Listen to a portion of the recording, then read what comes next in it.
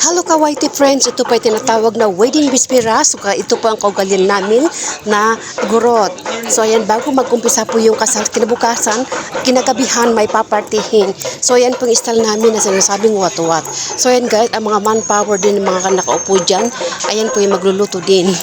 So ayan po ang style namin at yung nakaupo doon yung mga si tatay at si daddy namin at yung lulo ng abalayan ko. Ayun o, tatay ng abalayan ko. Sorry guys.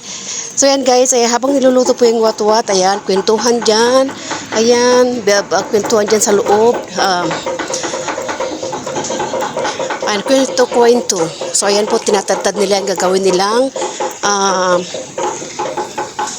May gagawin sila dyan sa tinatadtad na maliit. Yung ano ba yung intestine na yun? Yung parang pinunog ang tawag namin. So, ayan guys, luto na yung what-what na. What is life? So, ayan guys. Yan ang nakukuha lang namin dun sa kabilaan. Hindi ko po nakuha kasi kabilaan po yung tao dyan. Dun sa likod at sa harap. Ang kinuha ko lang dyan sa rooftop. Kasi nasa rooftop kami. So, yan po. Ang style sa amin. Ayan po yung mga boys, the manpower.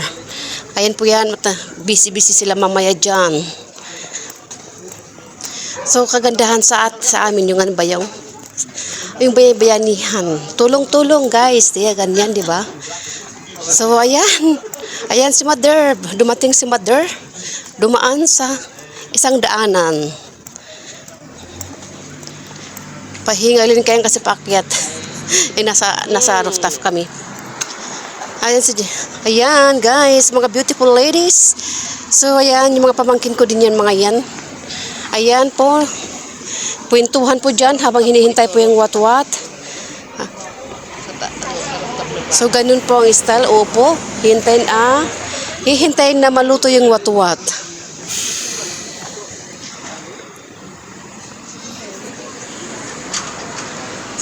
What is life? Ganun sa amin, what talaga. So, ayan guys.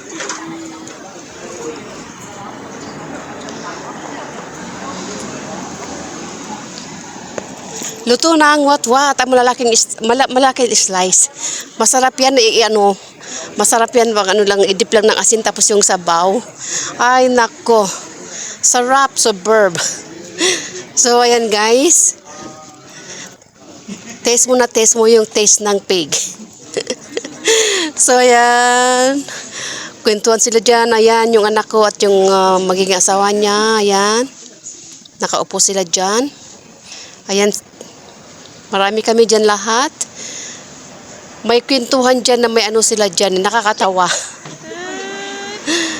So, ayan ang may Jeden. Ayan yung nakahawak sa apo ko, ay yun yung nanay ng babae, yung abalayan ko. So, ayan guys.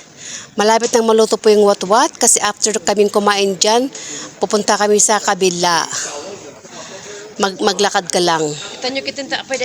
So, ayan guys, ang style po namin sa style namin. Kita na Jaden sika. Oh. After an hour, 30 minutes, kakain na dyan. Kasi nung pumunta kami dyan, na party na yung baboy. 11 months. Buti yung, Nakikitanta ka talaga. daming tao dyan, hindi ko nakuha dyan sa kabila.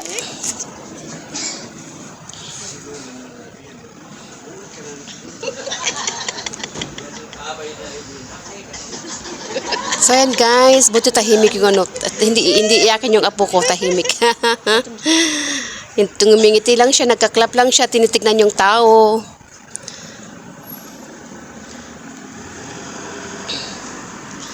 Ayan, so yan na. Dito po kami nakaupo sa ano ni Lolo, sa Lolo.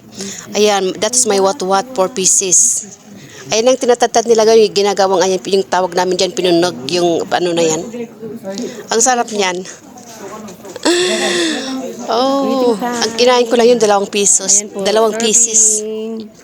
Ayan. So, ayan. Kainan na. Ayan. Pasa-pasa food, ganun.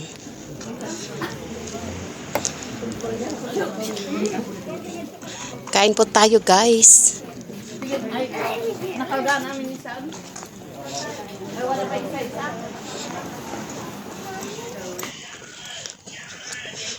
Ganyan kami. Ayan, thank you for watching, guys. Ayan, yan ang dahilan kung hindi talaga ako nakapag-support sa mga live nyo, guys. Kasi talagang busy ako nung umuwi ako nung bakasyon ko na ito.